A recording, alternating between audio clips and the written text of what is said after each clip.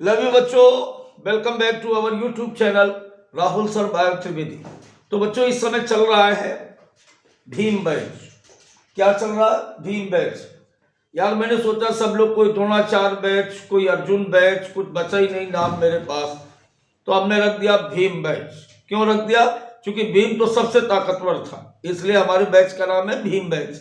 और भीम बैच में बच्चों हम लोग आजकल पढ़ रहे हैं cell the unit of life endomembranous system. बहुत ही मजेदार टॉपिक है, थोड़ा सा खींचेगा, मतलब क्योंकि कई सारे टॉपिक एक साथ इसमें आएंगे, इसलिए ध्यान से और कंटिन्यू हो करके इसको देखिएगा। चलिए बात करते हैं क्या होता है Indo membranes system.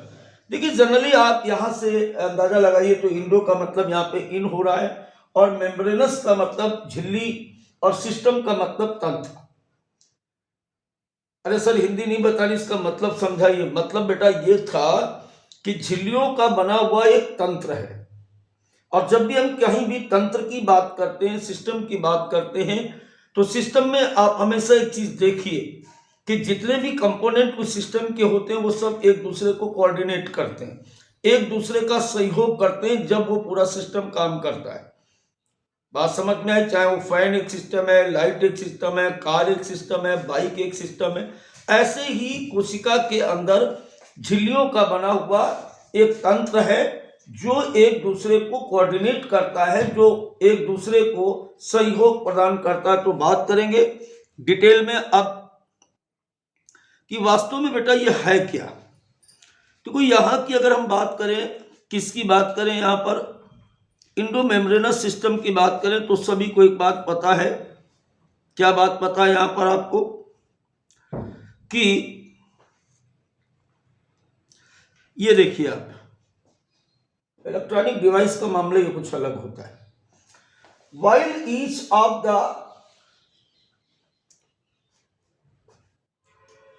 Of the membranes organelles is distinct in junction in function and structure.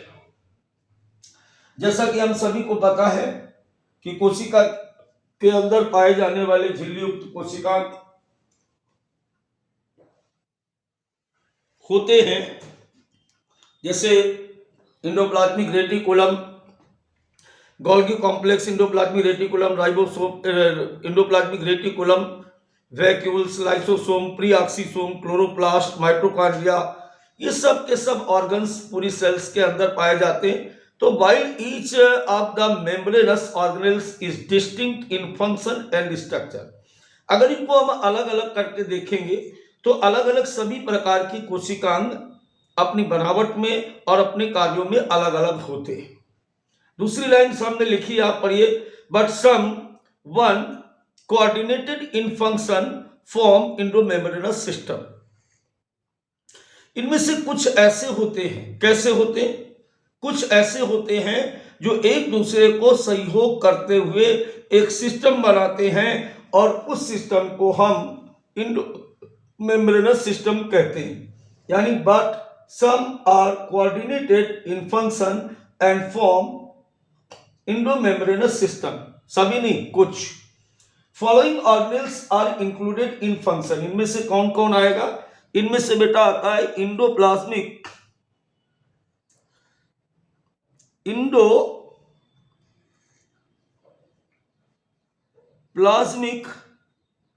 Reticulum. इस प्रकार से इनमें से इंडोप्लाज्मिक रेटिकुलम जो है, रेटिकुलम पहला, दूसरा इसमें क्या आएगा? लाइसोसोम आएगा, और तीसरा आएगा वैक्यूल्स। तो इंडोमेम्ब्रेनस सिस्टम के अंतर्गत तीन ऑर्गेनेल्स हैं। गोल्गी बॉडी छूट गया था तो चलो उसको भी ले लेते हैं। नंबर 4 पे आ जाएगा गोल्गी बॉडी। तो कुल मिलाकर के इसके अंतर्गत आएगा इंडोप्लाज्मिक रेटिकुलम, फिर नंबर 2 पे गोल्गी बॉडी, नंबर 3 पे लाइसोसोम, नंबर 4 पर वैक्यूल। जो मैं कह रहा हूं उसको सुनो, नंबरिंग पे मत जाओ, जो मैं कह रहा हूं वो क्रम रहेगा। ER सबसे पहले, नंबर 2 पे गोल्गी बॉडी, नंबर 3 पर लाइसोसोम, नंबर 4 पे आएगा वैक्यूल्स। अब किसी भी सवाल में अगर दिया जाए कि which cell organelles not included in the endomembranous system, answer इनमें से कोई एक होगा, mitochondria, chloroplast, peroxisome, not part of endoplasmic या इंडोमेम्ब्रेनस सिस्टम। कभी भी माइटोकॉन्ड्रिया, क्लोरोप्लास्ट और प्री ऑक्सीसोम इंडोमेम्ब्रेनस सिस्टम के पार्ट नहीं होते। क्लियर हो गई बात? चलिए अब हम लोग बात करेंगे यहां पर सबसे पहले ऑर्गेनेल्स यानी इंडोप्लाज्मिक रेटिकुलम की।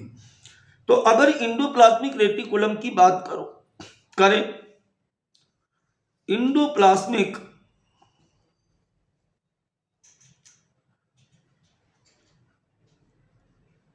रेटिकुलम ये इंडोमेम्ब्रेनस सिस्टम का पहला पार्ट। अब बात यह आती है कि इंडोप्लाज्मिक, इंडो का मतलब इन, प्लाज्मिक मीन साइटोप्लाज्म, रेटिकुलम का मतलब होता है नेटवर्क। झिल्लियों का बना हुआ कोशिका द्रव्य के अंदर विशिष्ट प्रकार का एक नेटवर्क होता है। इस नेटवर्क को बच्चों हम लोग कहते हैं endoplasmic reticulum. Presence of a network और रेटिकुलम, चलो नोट कर देता हूं, presence of a network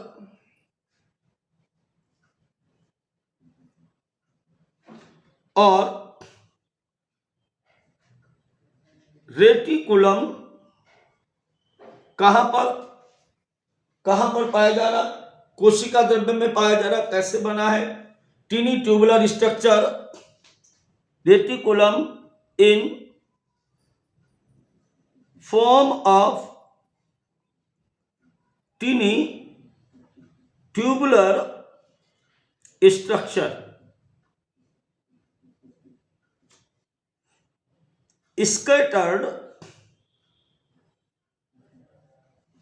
in cytoplasm. देखो इतना लंबा लिखने की कारण कोई नहीं था, सिर्फ एक ही 11th का बच्चा भी इसे देखता है बेटा। मैंने क्या कहा? इंडो का मतलब साइटोप्लाज्म, इंडो का मतलब इनसाइड, प्लाज्मिक मतलब cytoplasm, reticulum equal to the network. यही चीज इतनी तरीके से भाषा में लिख दी गई कि प्रेजेंस ऑफ ए नेटवर्क और reticulum in form of tiny tubular structure scattered in cytoplasm. कोशिका द्रव्य में बिखरी हुई झिल्ली की कुछ विशिष्ट प्रकार की रचनाएं होती हैं। इन रचनाओं को हम इंडोप्लाज्मिक रेटिकुलम कहते हैं। अब देखिए ये सामने जो फिगर आपके बना हुआ है ये इंडोप्लाज्मिक रेटिकुलम का फिगर है। बड़े ध्यान से देखिएगा इसको। पहली बात मैं क्या कह रहा था कि ऐसे नेटवर्क फॉर्म में पाया जाता है। ये झिल्लियों का बना हुआ इस प्रकार से बेटा ये यहाँ पर नेटवर्क आपको दिखाई दे रहा है। कैसे दिखाई दे रहा है जरा देखिए यहाँ पर। इस तरीके से ये ऐसे ये झिल्ली का बना हुआ ऐसे एक नेटवर्क है। ऐसे दोबारा से देखो, इस तरीके से जहां जहां पे रेड होता जा रहा है ये झिल्ली का बना हुआ एक इस तरीके से ये नेटवर्क है ऐसे। और ये एक ही झिल्ली है बेटा ऐसे घूमी हुई इस प्रकार से, ऐसे आप देखते चले आ रहे हो। देख लिया ऐसे। अब बात यहां पर क्या सीखनी है या क्या समझनी है? इंडोप्लाज्मिक रेटिकुलम बेसिकली झिल्लियों का बना हुआ एक फोल्डेड प्रोग्राम है। ये आप देख रहे हो। सबसे पहले आपने इस डायग्राम में एक चीज ये देखी, इसमें दो प्रकार की लुमेन है। क्या है? इसमें दो प्रकार की लुमेन है। अब लुमेन का क्या मतलब होता है? देखो लुमेन शब्द का मतलब होता है गुहा।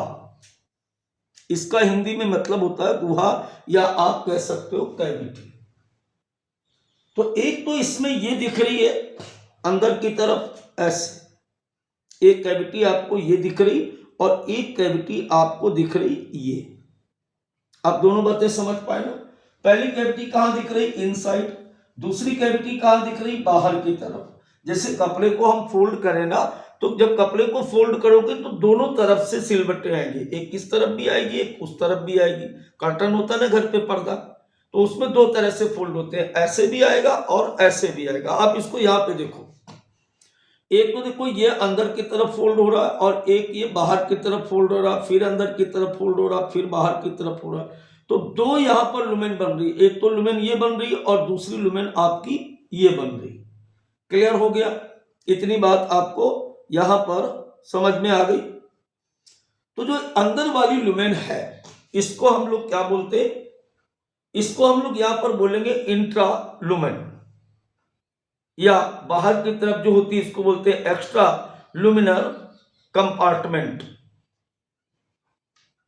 ये आपको दिख रहा है इंट्रा लुमिनर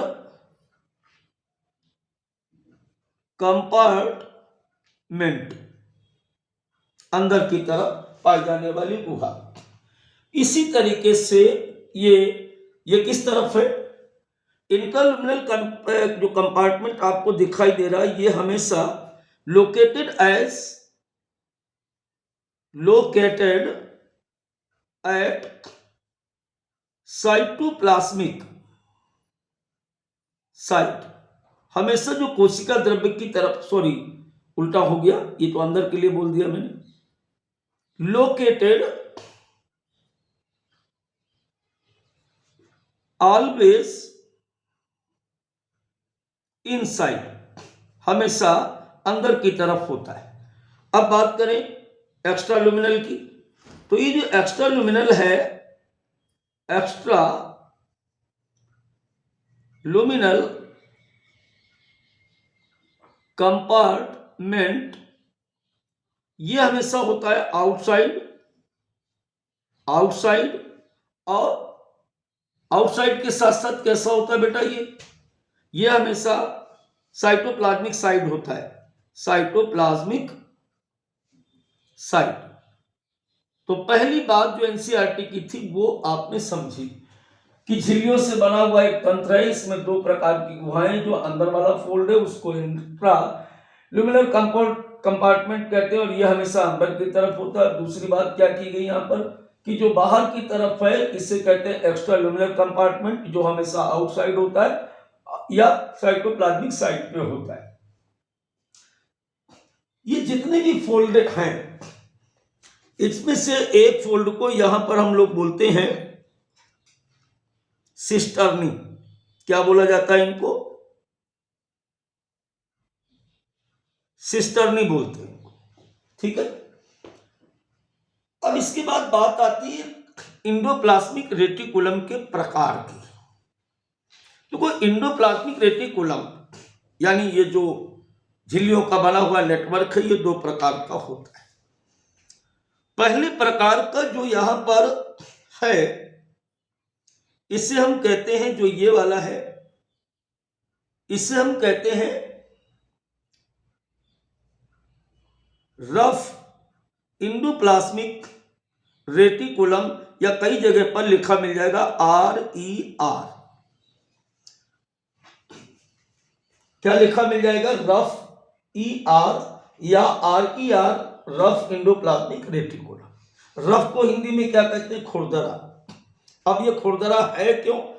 खुरदरा होने का कारण है कि इसकी सतह पर क्या पाए जाते हैं? इसकी सतह पर राइबोसोम पाए जाते हैं। ये देखो ये दिख रहे हैं ना, ऐसे गोल गोल ये दिख रहे हैं। ये जो रचनाएं इसकी सतह पर पाई जाती, इन रचनाओं को हम कहते हैं राइबोसोम। तो देखो यहां पर एक बात समझ लो कि basis on the presence and absence of endoplasmic reticulum cisternae is of two types.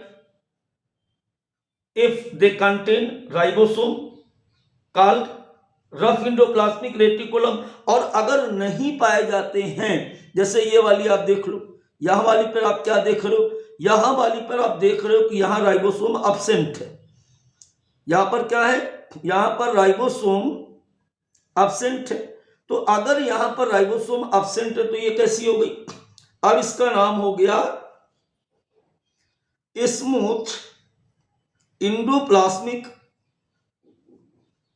Reticulum,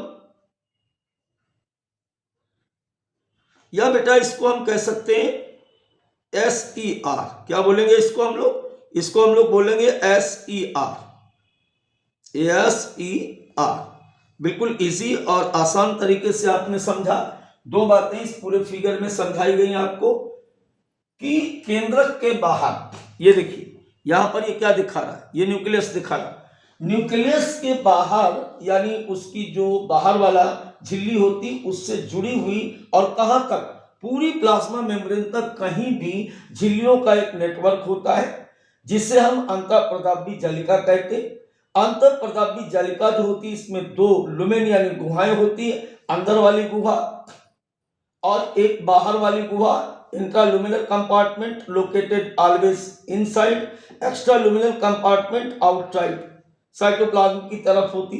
एक फोल्डिंग्स को हम इस झिल्ली की को क्या कहते हैं, सिस्टर्नी कहते हैं इसको। अब राइबोसोम की प्रेजेंस और अब्सेंस के आधार पर ये दो प्रकार की होती। अगर इसकी सतह पर या किसी भी एंडोप्लाज्मिक रेटिकुलम की बाहरी सतह पर क्या पाया जाता है, राइबोसोम पाया जाता है, तो इसे खुरदरी एंडोप्लाज्मिक रेटिकुलम कहते हैं। और अगर राइबोसोम अनुपस्थित होते हैं, ये देख सकते हो आप यहां पर, थोड़ा सा और इसको जूम कर दे, यहां पर आप देखिए ऐसे ये जो रचनाएं आप देख रहे हो, ये ट्यूब जैसे यहां पर देख रहे हो ना, ये यहां पर राइबोसोम आपको कहीं दिख रहे हैं, मुझे तो नहीं दिख रहे हैं, आपको भी नहीं दिखने चाहिए। तो यहां पर आप क्या देख रहे हो, यहां पर राइबोसोम अनुपस्थित है, इसकी वजह से ये क्या हो जाएगा, ये एरो आया और यहां पे लिखा हुआ है ribosome absence, then is called smooth endoplasmic reticulum या SER यहां पर बेटा हम लोग बोलते हैं। तो इस तरह से स्ट्रक्चर इसका क्लियर हो गया। अब बेटा हम लोग बात करेंगे function of ER, endoplasmic reticulum आखिर किसी कोशिका में पाई क्यों जाती है। अब यहां पर हमें फंक्शन के मामले में दो बातें अलग अलग सीखनी पड़ेगी, क्योंकि दो प्रकार के हमारे पास क्या थे, एंडोप्लाज्मिक रेटिकुलम थे। एक था हमारे पास RER, एक था हमारे पास बेटा RER यानी रफ एंडोप्लाज्मिक रेटिकुलम। और इसमें एक चीज आप देख रहे थे कि इनकी जो रफनेस थी, इनमें जो खुरदरापन था, वो किसकी वजह से था, विद द राइबोसोम। इनकी सतह पर राइबोसोम पाए जाते हैं कि नहीं पाए जाते हैं, आपको बताया मैंने। और राइबोसोम का काम क्या है, राइबोसोम का अगर फंक्शन पूछ दिया जाए आपसे क्या है, तो राइबोसोम को हम प्रोटीन फैक्ट्री कहते हैं, यानी इसका काम है प्रोटीन सिंथेसिस।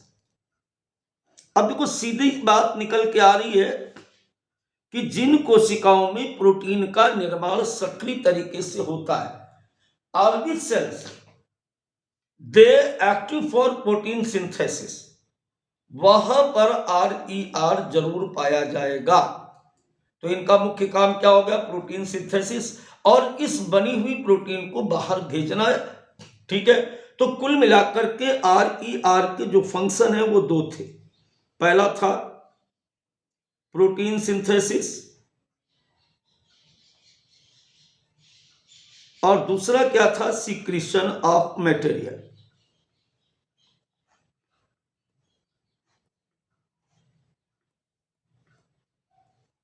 ज्यादा डिटेल में नहीं जाना है, NCERT के साथ चलना।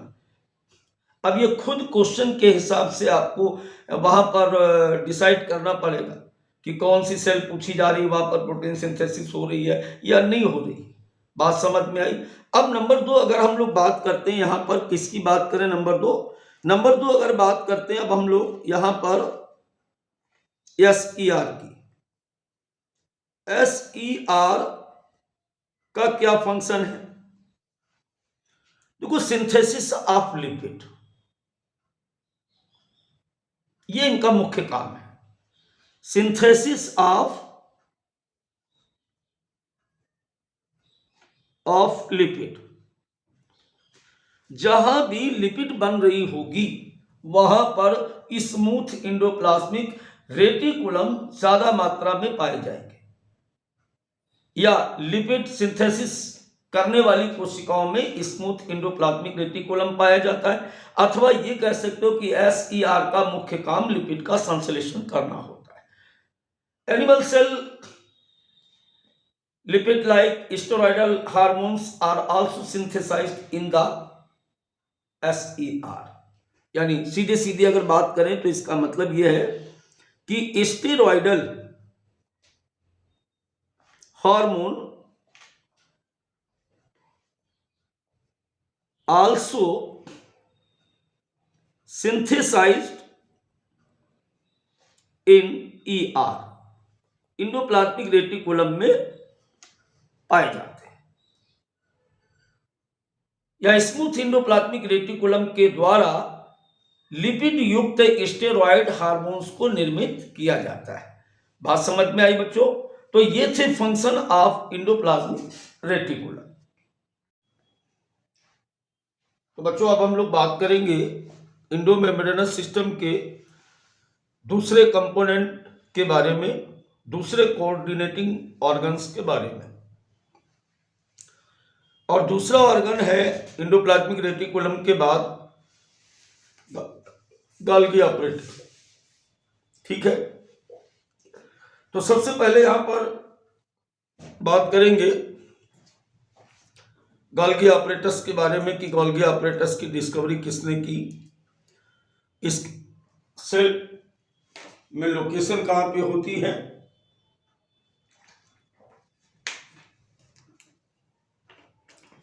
तो चलिए सबसे पहले बात करते हैं हम लोग डिस्कवरी की। एक साइंटिस्ट थे जिनका नाम था कैमिलो गोल्गी। क्या नाम बताया मैंने? एक साइंटिस्ट थे जिनका नाम था कैमिलो गोल्गी। इन्होंने 1898 में केंद्रक के पास नियर द न्यूक्लियस एक नए ऑपरेटस को देखा और उस नए ऑपरेटस का नाम अपने ही नाम के आधार पर रख दिया। तो डिस्कवर्ड बाय कैमिलो गोल्गी। दूसरी बात बेटा यहां पर जो कि टर्म गोल्गी कॉम्प्लेक्स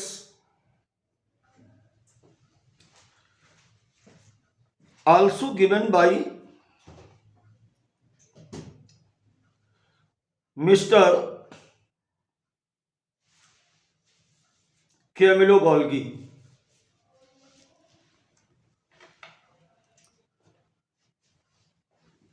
सबसे पहले कैमिलो गोल्गी ने केंद्रक के पास एक विशिष्ट प्रकार की रचना को देखा और अपने ही नाम पर उन्होंने इस सेल ऑर्गेनेल्स का नाम रख दिया। क्या नाम रख दिया इसको? Golgi complex.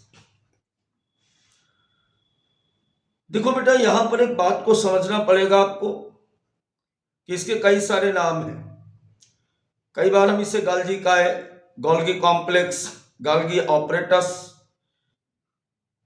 और स्पेशली इन प्लांट सेल में इसको हम डिक्टायोसोम भी कहते हैं। अब अगर हम इसकी बात करें, स्ट्रक्चर की बात करें, तो मैंने अभी क्या कहा आपसे? मैंने आपसे कहा कि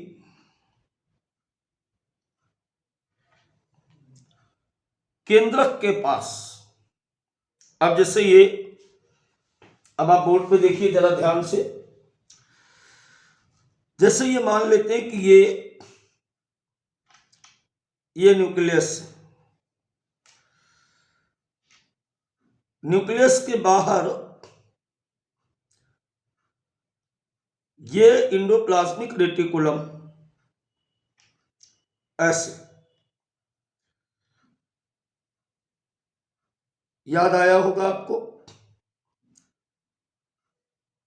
ये वाली इंडोप्लाज्मिक रेटिकुलम कौन सी थी? RER, रफ इंडोप्लाज्मिक रेटिकुलम, और ये थी SER, स्मूथ इंडोप्लाज्मिक रेटिकुलम। इसी के पास मिस्टर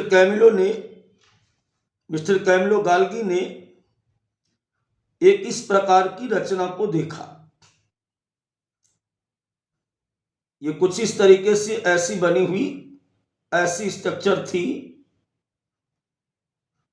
ऐसे,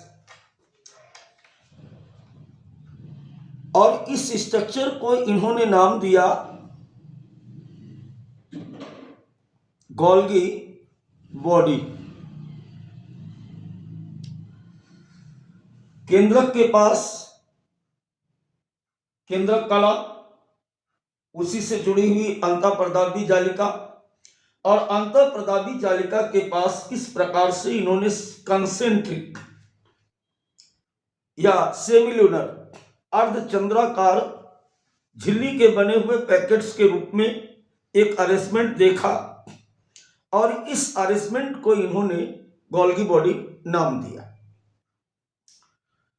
वास्तव में जो गोल्गी बॉडी है, ये ऐसे, ये जो दिख रहे हैं ना आपको, ये सेक्स लाइक स्ट्रक्चर से मिलकर के बने होते हैं, और इन सेक्स लाइक स्ट्रक्चर्स को बेटा कहते हैं सिस्टर्नी। इसमें से प्रत्येक सिस्टर्नी का जो व्यास होता है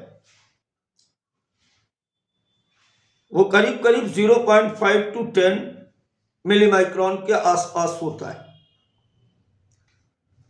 0.5 से 10 मिलीमाइक्रोन के आसपास ये थैली के समान रचनाओं को इन्होंने देखा,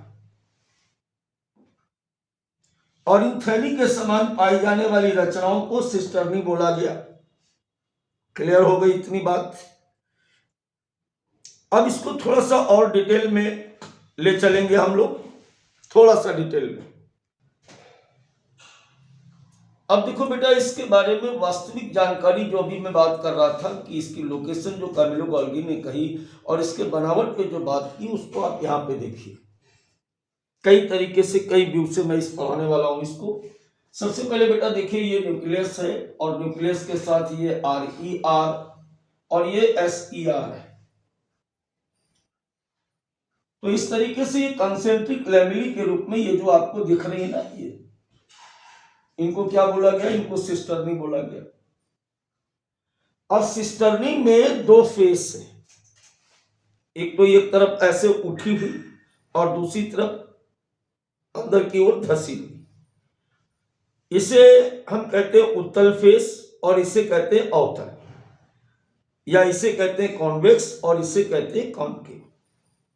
हमेशा एक बात ध्यान रखना, यहां पर अक्सर बच्चा कंफ्यूज होता है, और यही क्वेश्चन यहां से आता है कि जो साइड न्यूक्लियस की तरफ होती है वो कॉन्वेक्स होती है, वो इसका कॉन्वेक्स सरफेस होता है, और इस कॉन्वेक्स सरफेस को हम कहते हैं फॉर्मिंग फेस। क्यों इसे कहते हैं फॉर्मिंग फेस? क्योंकि यही तो कोऑर्डिनेटिंग सिस्टम है इसका, कि यहां पर बनने वाले जो मटेरियल्स होते हैं, ER में जो मटेरियल्स बन रहे होते हैं, वो मटेरियल्स आकर के यहां पर इकट्ठा होते हैं, इन सिस्टर्नीज में आकर के यहां पर ये इकट्ठा होते हैं, उसी से ये बनती है। यानी घुमा फिरा के बात करें अगर, तो एंडोप्लाज्मिक रेटिकुलम की गोल्गी बॉडी बेटी है, क्योंकि इसी से बन रही है, और इसी प्रकार ये कोऑर्डिनेटिंग सिस्टम या इंडोमेम्ब्रेनस सिस्टम का पार्ट बनती है। आगे देखें, जिस तरफ से ये अवतल दिख रही है, कॉन्केव फेस कहलाता है, कॉन्केव सरफेस कहलाता है। ये इसका मैच्योरिंग या ट्रांसफेस कहलाता है। मैच्योरिंग का मतलब इस तरफ आकर के ये सिस्टर्नी मैच्योर हो जाती है, और ट्रांसफेस इसलिए कहा जाता है कि इसके आगे ये जो आप देख रहे हो ना, ये लाइसोसोम है। ये क्या है? ये लाइसोसोम है, और ये इससे टूट करके यहां से प्राइमरी लाइसोसोम आगे बढ़ते रहते हैं। क्लियर हो गई बात? तो इस अच्छे से आप समझ पाए कि सिस और ट्रांस फेस क्या है, मैच्योरिंग फेस क्या है, और फॉर्मिंग फेस क्या है। थोड़ा सा इसको ओरिजिनल डायग्राम के साथ भी देखो, इस तरीके से ऐसे देख सकते हो आप। यहां पर हम देख रहे हैं क्या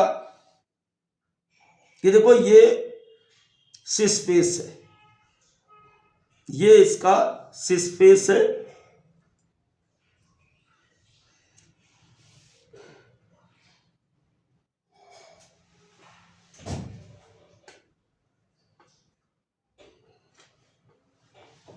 एक मिनट बेटा, कुछ डिस्टरबेंस आया, देखता हूं जरा। अब देखो यहां पर आपको क्या दिख रहा है, ये सिस और ये क्या है, मैच्योरिंग फेस। इसके चारों तरफ ये जो दिख रहे हैं ये इससे बनने वाली छोटी छोटी अन्य प्रकार की रचनाएं जिनको हम वेस्किल्स कहते हैं। जरा इसको और डिटेल में देखो, थोड़ा सा और डिटेल में देखो। जो बात मैं अभी बता रहा था आपको, क्या बता रहा था, यही फिगर मैंने समझाने की पहले भी कोशिश की आपको।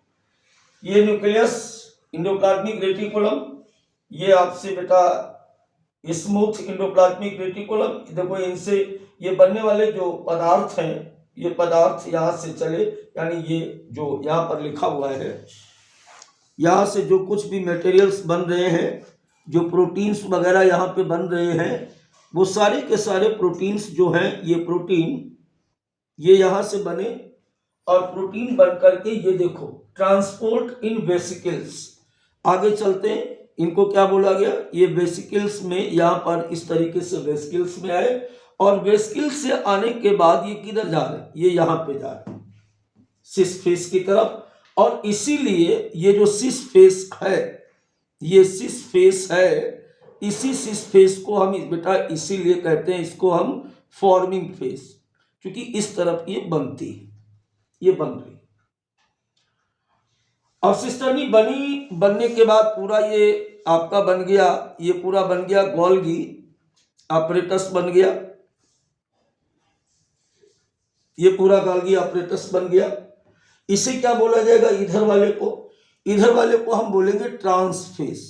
इसे क्या बोलेंगे हम, इसे बोलेंगे ट्रांसफेस। ये ट्रांसफेस बन गया, क्योंकि यहां से देखो ये टूट टूट करके फिर से ये आगे की तरफ जा रहे हैं और इनको हम सेकेंडरी वेसिकल्स कह सकते हैं। इनको क्या कह सकते हैं बेटा, इनको हम कह सकते हैं सेकेंडरी वेसिकल्स। तो इस तरीके से ये कोऑर्डिनेटिंग जो सिस्टम है इंडोमेम्ब्रेनस सिस्टम का, ये बात आपने समझी कि गोल्गी बॉडी दरअसल बनती किससे है, इंडोप्लाज्मिक रेटिकुलम से निकलने वाले पदार्थों से बनती है। ठीक है, अब हम लोग बेटा इसके आगे हम इसकी बात करेंगे। अब यहाँ पर इनके फंक्शन की अगर बात करें तो फंक्शन की अगर बात करोगे यहाँ पर कि आखिर ये पाई क्यों जाती। अभी अभी आप देख रहे थे यहाँ पर एक चीज आपने देखी कि इसका काम क्या लग रहा था आपको, कि ये जो इंडोप्लाज्मिक रेटिकुलम से आने वाले पदार्थ थे उनकी ये पैकिंग कर रहा था। तो वास्तविक में अगर इसके फंक्शन की बात की जाए कि गोल्गी बॉडी का मेन फंक्शन क्या है, एक लाइन में अगर बोलना पड़े तो आप समझ लो कि packaging and transport of material. तो सबसे पहला काम क्या है इसका, पैकेजिंग। दूसरा काम क्या है बेटा इसका, transport of material. Transport of material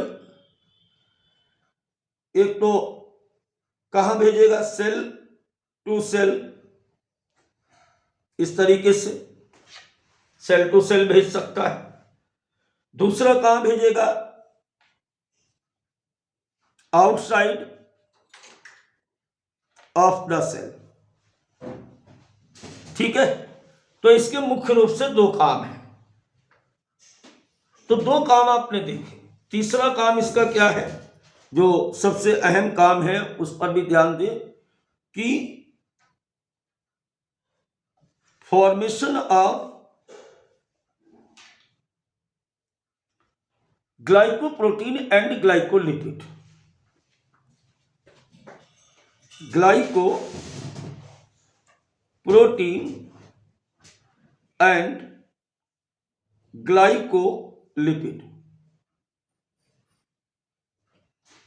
यानी लिपिड और प्रोटीन ये कहां बनी थी, याद करो।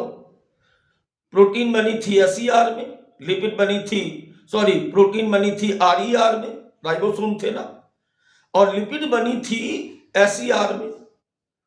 ये लिपिड और प्रोटीन वेसिकल्स में पैक होकर के आया सिस्टर्नी के रूप में पैक हुआ। सिस्टर्नी ने क्या किया, इसका ग्लाइकोसाइलेशन किया, यानी कार्बोहाइड्रेट को प्रोटीन के साथ जोड़ दिया, अब बन गई ग्लाइकोप्रोटीन और अब बन गई ग्लाइकोलिपिड।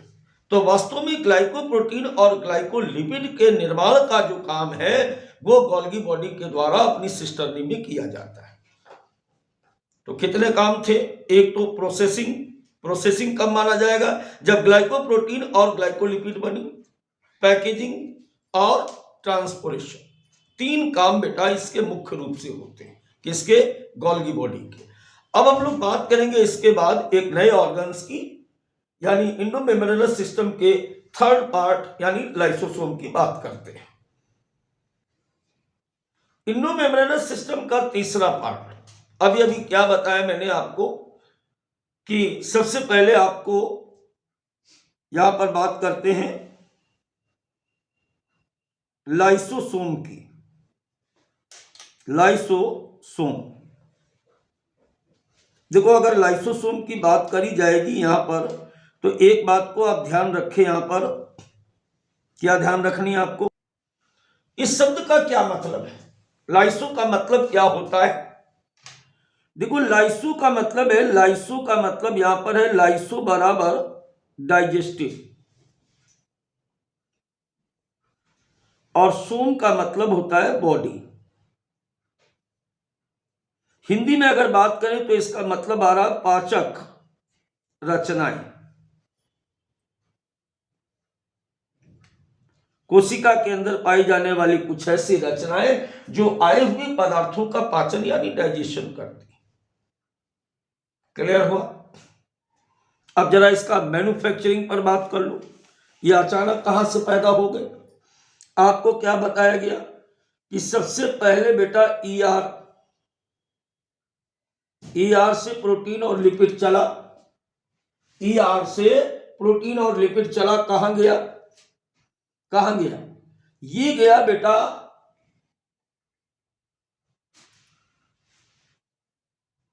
गोल्गी बॉडी में गया, ये गोल्गी बॉडी में गया, ठीक है, ये कहां गया बेटा, ये गोल्गी बॉडी में गया, और गोल्गी बॉडी से फिर कहां गया, लाइसोसोम के रूप में। दोबारा से देखो जरा, सबसे पहले कहां गया ये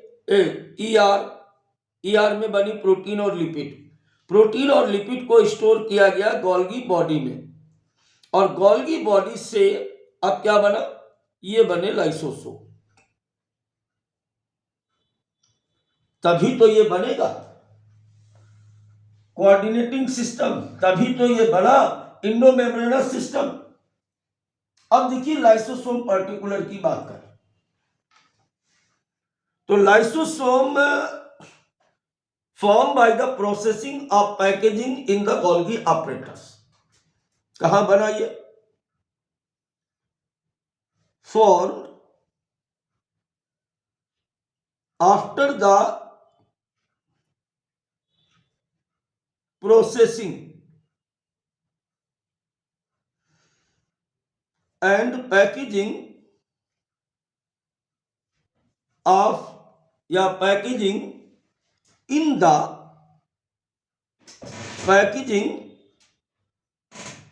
द गोल्गी बॉडी।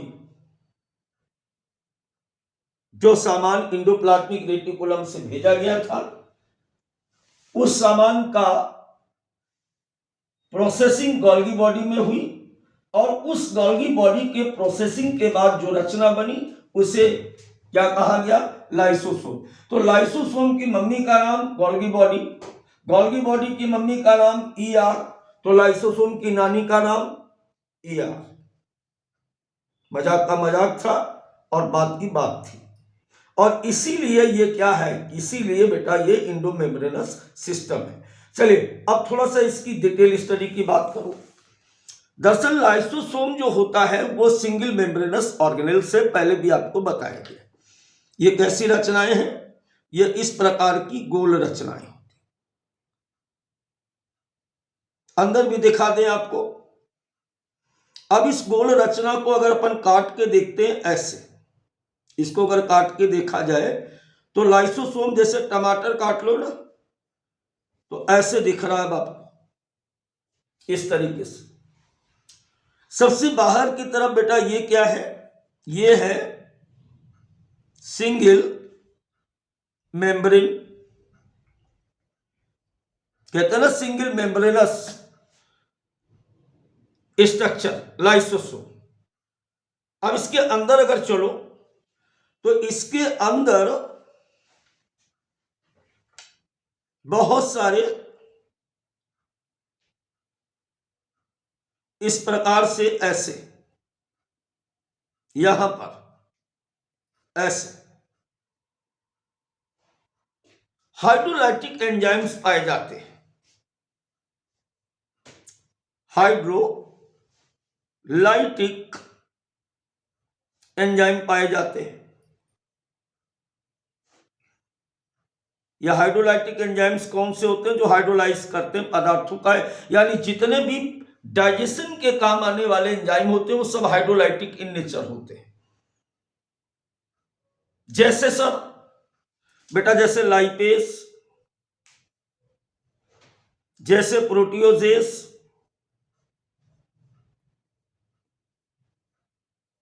जैसे कार्बोहाइड्रेट्स,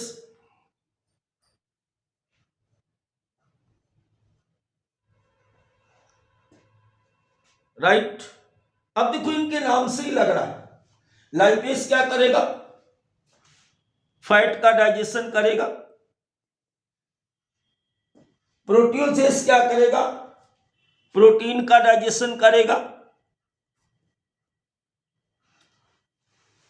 और कार्बोहाइड्रेट्स क्या करेगा, कार्बोहाइड्रेट का डाइजेशन करेगा। कार्बोहाइड्रेट का डाइजेशन करेगा। तो इस प्रकार किसी भी कोशिका के अंदर भोजन के रूप में अगर फैट, प्रोटीन और कार्बोहाइड्रेट आता है, उसको लाइसोसोम क्या करता, अपने इन हाइड्रोलाइटिक एंजाइम्स की प्रेजेंस में डाइजेस्ट करता। एक बात और ध्यान रखो, एक क्वेश्चन और एनसीईआरटी से आता है इस जगह कि hydrolytic all hydrolytic enzymes which are present in the lysosome is activated in acidic medium, basic medium, neutral, none of these वगैरह वगैरह ऐसे ऑप्शन हो सकते हैं। तो हमेशा लाइसोसोम के जो हाइड्रोलाइटिक एंजाइम्स है, दीज एंजाइम्स ऑलवेज एक्टिव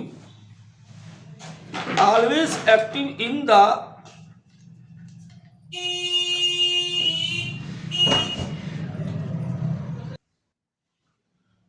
तो मैं बात कर रहा था बेटा यहां पर कि एसिडिक मीडियम में ही एक्टिवेट होते हैं।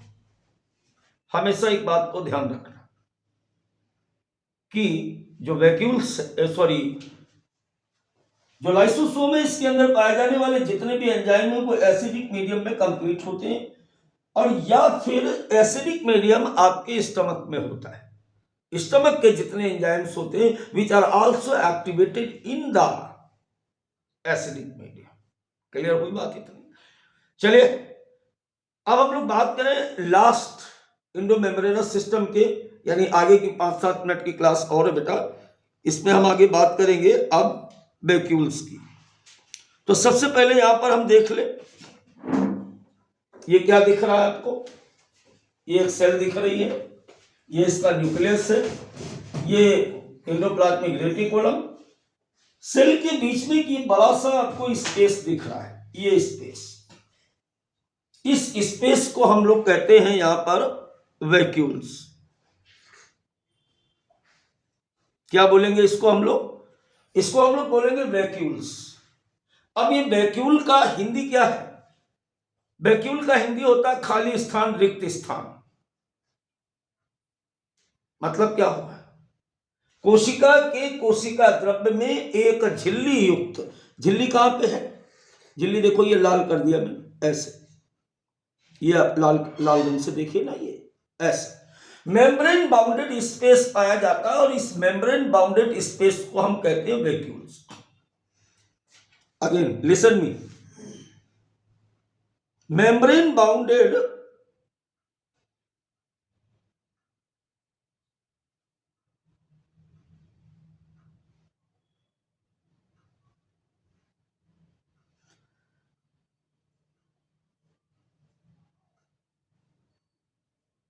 Bounded space found in cytoplasm called vacuoles.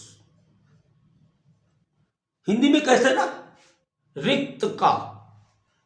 रिक्त क्या है? खाली स्थान। कैसे बन गई?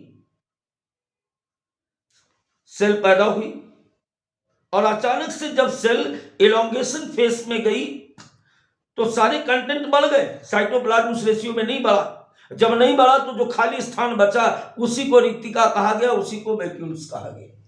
क्लियर हो गई इतनी बात? अब देखो यहां पर एक बात और देखिए कि जैसे ये हम मान लेते हैं यहां पर कि ये अलग बनाते हैं इसको, ये वैक्यूल्स है ऐसे, ये वैक्यूल्स। इसके बाहर जो झिल्ली पाई जा रही है इस झिल्ली को कहते हैं टोनोप्लास्ट, इसे कहते हैं टोनोप्लास्ट। इसके अंदर भी मटेरियल फिल्ड होता है, इस मटेरियल को हम कहते हैं वैक्यूलोप्लाज्म, वैक्यूलोप्लाज्म। यानी ये खाली नहीं होती, इसके अंदर मटेरियल भरा होता है।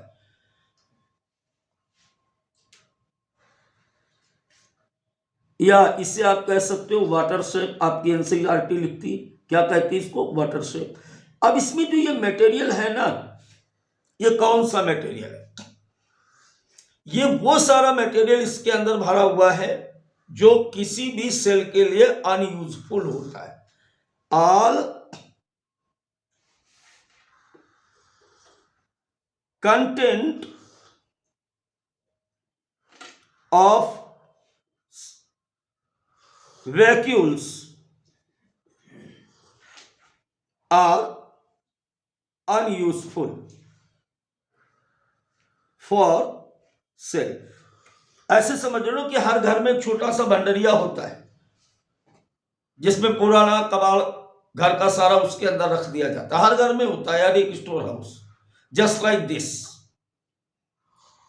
एक क्वेश्चन और यहाँ पे, अब इतनी बात तो आप समझ गए ना कि वैक्यूल्स क्या है, वैक्यूल्स पर पाई जाने वाले झिल्ली किसे कहते हैं, इसके अंदर भरा हुआ पदार्थ वैक्यूलोप्लाज्म कहलाता है और वो वाटर शेप भी हो सकता है। और जितना भी कोशिका के अंदर ऐसा पदार्थ जिसका कोई लेना देना नहीं है, वो सारा का सारा पदार्थ इसी के अंदर यहाँ पर भरा होता है। क्लियर हो गई बात? एक बात यहाँ पर और बड़ी खास ध्यान रखो, कुछ क्वेश्चंस अलग से भी एनसीईआरटी की लाइन ध्यान दीजिए। यहां पर एनसीईआरटी लिखती है कि जो वैक्यूल का साइज है, कई बार ये साइज पादप कोशिकाओं में पूरी कोशिका का 90% भाग तक घेर लेती है। In plant cell the vacuole occupy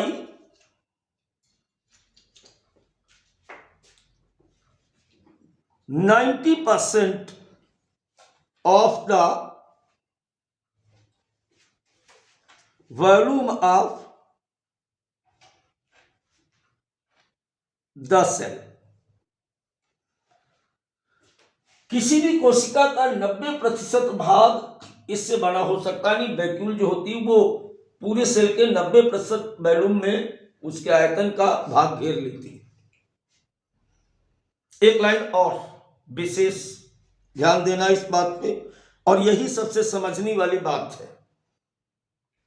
जैसे ये मान लेते हैं ये सेल है, ये कोई सेल है, इस सेल के अंदर ये वैक्यूल है और ये इसका साइटोप्लाज्म है, ये साइटोप्लाज्म। ऐसे हमेशा मैंने क्या कहा अभी कि यहां पर पदार्थ को इकट्ठा किया जाता है, तो vacuoloplasm facilitate the transport of ions and other substance against concentration gradient. NCERT इस बात को लिखती है, हिंदी में बोलता हूं कि जो वैक्यूलोप्लाज्म होता है ये इधर से सारा पदार्थ इधर की तरफ जाएगा, इधर जाएगा। और कब जाएगा? इन पदार्थों का कंसंट्रेशन इधर कम है और इधर ज्यादा है, इधर कंसंट्रेशन अधिक है, फिर भी यह पदार्थ कम सांद्रता से अधिक सांद्रता की ओर जाता है। ये बड़ी विचित्र बात है। हमेशा अगर क्वेश्चन पूछा जाए तो वैक्यूलियो प्लाज्म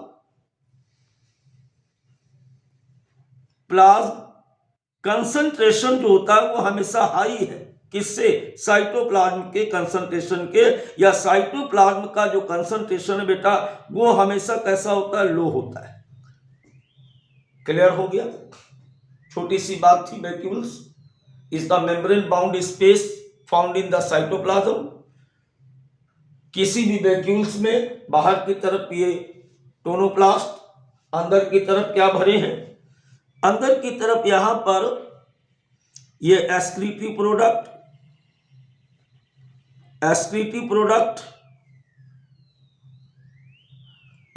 प्रोडक्ट के अलावा अनयूजफुल सबस्टेंस भरे हो सकते हैं, और जो भी इसके अंदर है उसकी सांद्रता यहां पे कम है, यहां पे अधिक है, यानी ठूस के भरा जाता है। अंतिम बात करें अगर इंडोमेम्ब्रेनस सिस्टम या वैक्यूल्स की, तो यहां पर एक बात को और समझ लीजिए आप चलते चलते। क्या समझना है यहां पर कि ये जो वैक्यूल्स होती है ये कई तरीके से हो सकती है, जैसे कॉन्ट्रैक्टाइल वैक्यूल,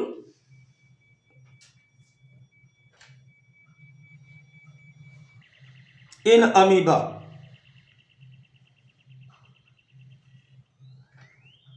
फूड वैक्यूल, और तीसरी हो सकती गैस वैक्यूल। ये भी इनके नाम हो सकते हैं। कंट्रैक्टाइल वैक्यूल इन अमीबा क्या करती है? Osmo regulation.